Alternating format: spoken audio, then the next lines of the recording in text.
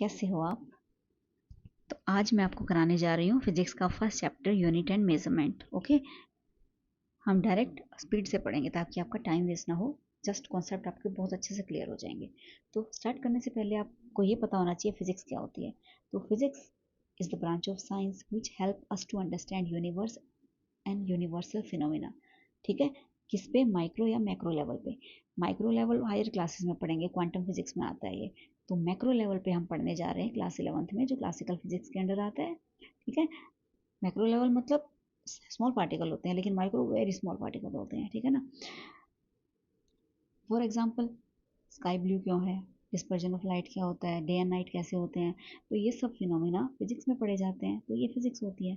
अब फर्स्ट आता है हमारा फिजिकल क्वांटिटी क्या होती है। तो physical quantity which can be measured directly और इनडायरेक्टली। डायरेक्टली आप मेजर कर सकते हो, मास, टाइम, फोर्स, आपका वेट कितना है, डायरेक्टली मेजर कर लिया तो फिजिकल क्वांटिटी है तीनों। इनडायरेक्टली क्या होता है बेटा? इनडायरेक्टली जैसे आप मून से डिस्टेंस होता है अर्थ का, वो मेजर डायरेक्टली तो नहीं कर सकते, इनडायरेक्टली कर सकते हो। एक पैरेलैक्स मेथड आता है, उससे ये मेजर होता है।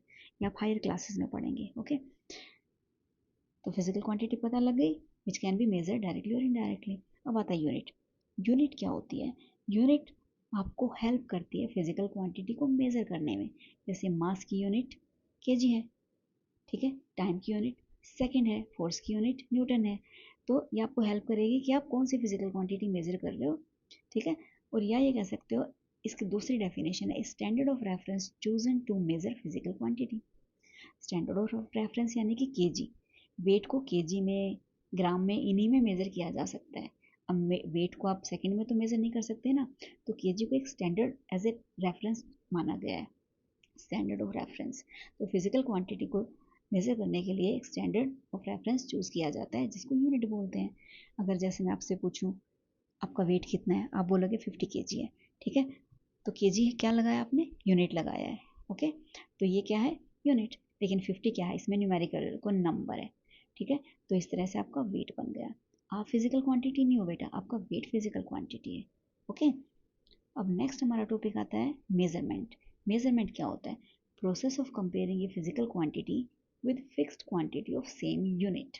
ओके, इसको मैं पहले बता देती हूँ। जैसे आपने देखा होगा, पहले तराजू यूज होते थे ना, ऐसे। ठीक है, इस बैलेंस होता था। तो यहाँ पे आपने कोई 50 केजी के वेट रख दिए, जो वेट रखते थे। यहाँ पे आपको जो भी चाहिए, जैसे आपको कोई भी राइस चाहिए 50 केजी, ठीक है, इधर रख दिया। तो दोनों को कंपेयर करेंगे, दोनों इक्वल होंगे, होंगे ना इक्वल, यानी कि तब जाके ये बैलेंस होता है।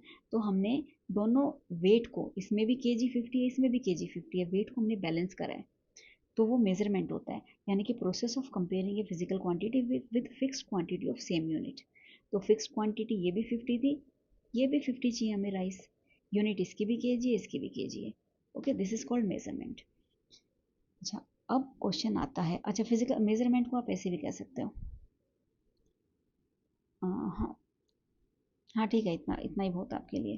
अब आता है question, which is a measurable physical quantity. चार ऑप्शन हैं, इसमें से कौन सी मेजरेबल फिजिकल क्वांटिटी है, बताइए आप। इंटेलिजेंस, एंगर, फोर्स और सोरो। हम्म हम्म, तो इंटेलिजेंस आप मेजर नहीं कर सकते, ठीक है, एंगर भी आप मेजर नहीं कर सकते, सोरो भी आप मेजर नहीं कर सकते, ठीक है ना, एक न्यूमेरिकल वैल्यू में मेजर नहीं कर सकते। फोर्स को आप मेजर कर सकते हैं, न्यूटन में कितने न्यूटन है, तो इसका आंसर सी आएगा बेटा। ओके, अब आता है क्लासिफिकेशन ऑफ फिजिकल क्वांटिटीज। अब ध्यान से देखिए, फिजिकल क्वांटिटीज को दो कैटेगरी में क्लासिफाई किया गया है। फर्स्ट कैटेगरी है based on direction and second category है बेस्ड ऑन डिपेंडेंसी।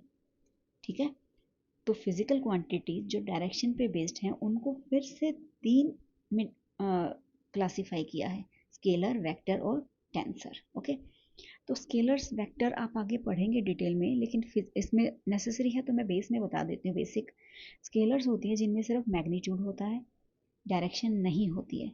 जैसे मास, आप 50 केजी के हो तो सिर्फ आपका मैग्नीट्यूड होगा 50 केजी, आपको कोई डायरेक्शन नहीं, आप एक ही जगह पे खड़े हो, खड़े होकर अपना वेट कर रहे हो। क्लॉक भी एक ही जगह पे आपको टाइम बताता है, तो उसकी डायरेक्शन नहीं है, क्या है, सिर्फ मैग्नीट्यूड है, जिसको आप एन और यू से बता सकते हो। ठीक है, वो स्केलर होता है। और इनको सिंपली आप ऐड सब्ट्रैक्ट कर सकते हो स्केलर क्वांटिटी को। जैसे 50 kg में 30 kg ऐड कर दिया तो कितना बन गया, 80 kg। तो सिंपल मैथमेटिक्स से ये ऐड सब्ट्रैक्ट हो सकते हैं। तो मैग्नीट्यूड और यूनिट n इंटू यू मिला के आपका स्केलर क्वांटिटी बन गई, एग्जाम्पल टाइम और मास। अब आता है वेक्टर। बेटा वेक्टर में क्या होता है, वेक्टर में दोनों होते हैं, मैग्नीट्यूड भी और डायरेक्शन भी। ओके, जैसे वेलोसिटी हो गया, वेलोसिटी जैसे कहते हैं आपकी गाड़ी 5 किलोमीटर पर आवर से चल रही है। ओके, तो स्पीड की हमने डायरेक्शन यहाँ पे लगा दी, अब चल रही है इसका मतलब कोई डायरेक्शन तो है ना, तो उसमें मैग्नीट्यूड और डायरेक्शन सब होता है। यानी कि एन और यू को अगर आप डायरेक्शन दे दो तो आपका वेक्टर हो गया। लेकिन इनको सिंपल आप एड सब्ट्रैक्ट नहीं कर सकते, मतलब कि सिंपल लॉ ऑफ अलजेब्रा से। इनके रूल्स आप आगे हायर क्लासेस में पढ़ेंगे, इनको सॉरी इसी क्लास में पढ़ेंगे कैसे एड सब्ट्रैक्ट किया जाता है। तो इसमें ये लिखा है magnitude unit with direction.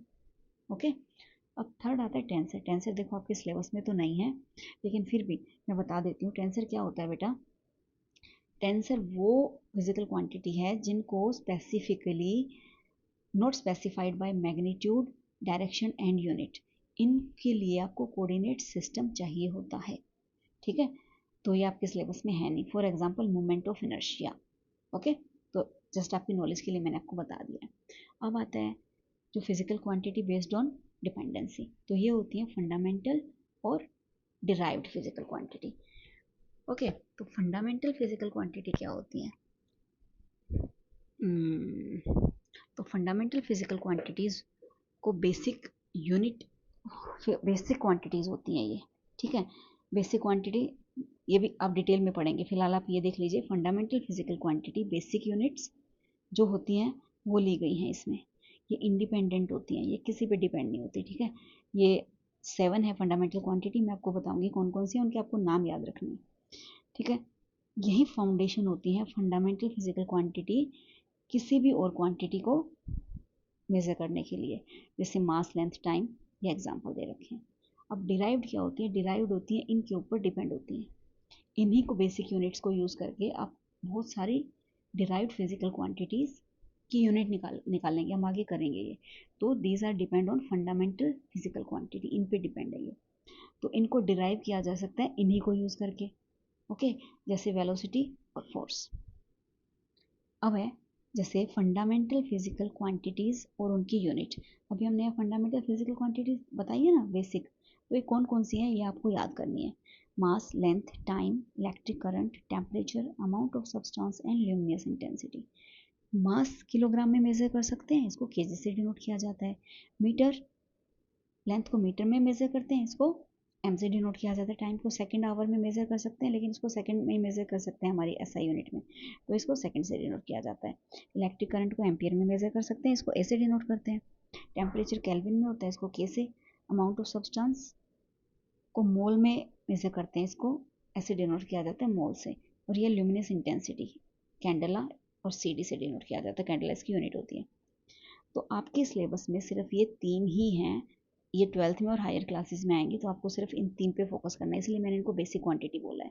Fundamental तो ये हैं, ठीक है, लेकिन ये 3 आपकी बेसिक है जिनसे आप इनको यूज़ करके जो आप डिराइव्ड यूनिट निकालेंगे, तो ये याद करना है। अब हम देखेंगे आप डिराइव्ड यूनिट कैसे निकालोगे बेटा।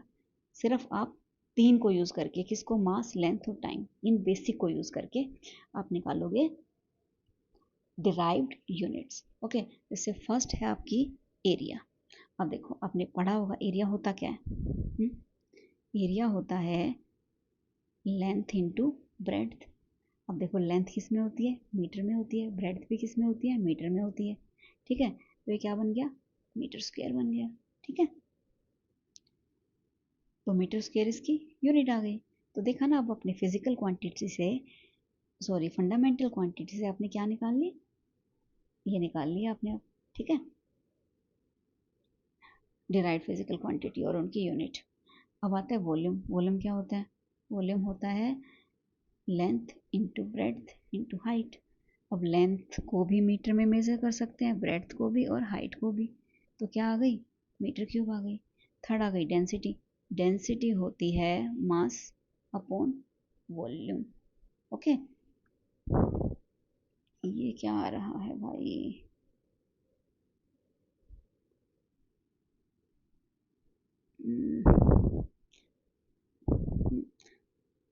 तो ठीक है, मास अपॉन वॉल्यूम। तो मास को किस में मेजर करते हैं? किलोग्राम में। वॉल्यूम अभी आपने निकालना है, मीटर क्यूब, तो इसकी यूनिट क्या हो गई? किलोग्राम पर मीटर क्यूब। ऐसे भी लिख सकते हो, या आप इसको ऐसे भी लिख सकते हो, kilogram metre minus cube. Okay. अब आता है वेलोसिटी। वेलोसिटी क्या होता है बेटा? वेलोसिटी होता है डिस्टेंस अपॉन टाइम। ओके, तो डिस्टेंस को किस में मेजर करते हो? डिस्टेंस मीटर में, टाइम सेकंड में। तो इसकी हो गई मीटर पर सेकंड। एक्सीलरेशन क्या होता है? Acceleration rate of change of velocity, यानी कि वेलोसिटी अपॉन टाइम। अभी आपने वेलोसिटी की निकाली है यूनिट, मीटर पर सेकंड, यानी कि मीटर अपॉन सेकंड इंटू एक और टाइम आ गया, क्या बन गई? मीटर पर सेकंड स्क्वायर। ओके। अब आता है फोर्स। फोर्स क्या होता है? फोर्स होता है मास इंटू एक्सीलरेशन। ये सब आप डिटेल में आगे पढ़ रहे हैं 11th में, सिर्फ देख लीजिए, थोड़ा सा फॉर्मूला याद कर लीजिए, आपकी डिटेल में आप पढ़ेंगे, आपको अच्छे से याद हो जाएगा। ठीक है, मास हमारा है केजी, एक्सीलरेशन अभी निकाल रहा है मीटर पर सेकंड स्क्वायर, ये आपकी फोर्स होगी। ठीक है, इसकी यूनिट न्यूटन भी होती है, ये याद रखना। तो 1 न्यूटन इज इक्वल टू इसके बराबर होता है। ठीक है, अब आता है वर्क। वर्क होता है आपका फोर्स इंटू डिस्प्लेसमेंट या डिस्टेंस। फोर्स अभी आपने निकाल ली है, किलोग्राम मीटर पर सेकंड स्क्वायर इंटू डिस्टेंस, फिर से मीटर। तो मीटर का क्या आ गया? स्क्वायर, ये बन गया किलोग्राम मीटर स्क्वायर पर सेकंड स्क्वायर। ठीक है, अब आता है आपका पावर। पावर होता है वर्क अपॉन टाइम। अच्छा, एनर्जी और वर्क की सेम यूनिट होती है, ठीक है, बिकॉज जो वर्क होता है एनर्जी के फॉर्म में स्टोर होता है, तो दोनों की सेम यूनिट मानी जाती है। ठीक है, तो पावर आपका होता है वर्क अपॉन टाइम। तो वर्क अभी क्या था आपका? किलोग्राम मीटर स्क्वायर पर सेकंड स्क्वायर अपॉन टाइम, एक और टाइम इसमें लग जाएगा, तो बन जाएगा किलोग्राम मीटर स्क्वायर पर सेकंड क्यूब। ओके, तो ये आपको सारी डेफिनेशंस आ गई। हाँ, ठीक है ना। तो इस तरह से देखो, आपने सारी डिराइव्ड यूनिट, फिजिकल क्वांटिटी ये है और इनकी यूनिट ये आ गई है। ठीक है, डिराइव्ड फिजिकल क्वांटिटी, ये इनकी डिराइव्ड यूनिट, जो हमने सब एम, एल और टी, यानी कि मीटर, केजी और सेकंड, इसके अलावा कुछ यूज़ नहीं किया, इन्हीं से हमने सारी यूनिट निकाल ली है। ठीक है, अब नेक्स्ट टॉपिक है प्लेन एंगल। अच्छा सॉरी, सप्लीमेंट्री यूनिट्स। वो क्या है ना बेटा, जब ये यूनिट फंडामेंटल और डिराइव्ड बना रहे थे ना, तो दो यूनिट ऐसी हैं जिनको वो भूल गए थे, क्योंकि ये थोड़ी स्पेशल यूनिट थी। ठीक है, क्योंकि ना तो ये प्योरली स्केलर है, ना प्योरली वेक्टर्स हैं, लेकिन इनकी हमें ज़रूरत पड़ती है एंगुलर और पीरियोडिक फिनोमेना को डिस्क्राइब करने में। ठीक है, तो इनको स्पेशल कैटेगरी दी गई है। अब देखो, प्लेन एंगल क्या होता है? प्लेन एंगल आपको पता होगा, एक सर्कल है।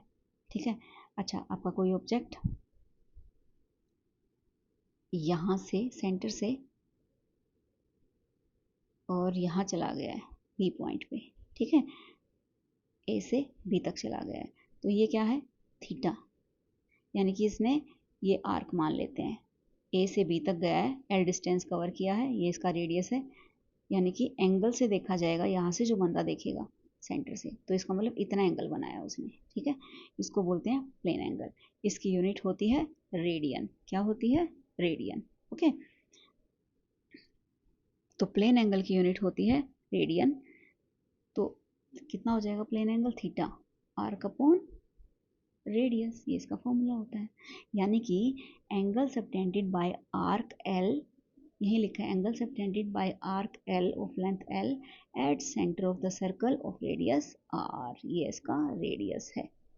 ओके, अब अगर आपसे कोई पूछे कि थीटा क्या है? एंगल, इसकी यूनिट क्या है? रेडियन। अब कहे 1 रेडियन क्या होता है, तो देखो इससे आप डेफिनेशन 1 रेडियन की बना सकते हो। कैसे? Angle subtended by arc of length 1 centimetre eight centre of circle of radius 1 centimetre, यानी कि 1 सेंटीमीटर आर्क 1 सेंटीमीटर रेडियस। इसका मतलब ये हो गया 1 रेडियन एंगल।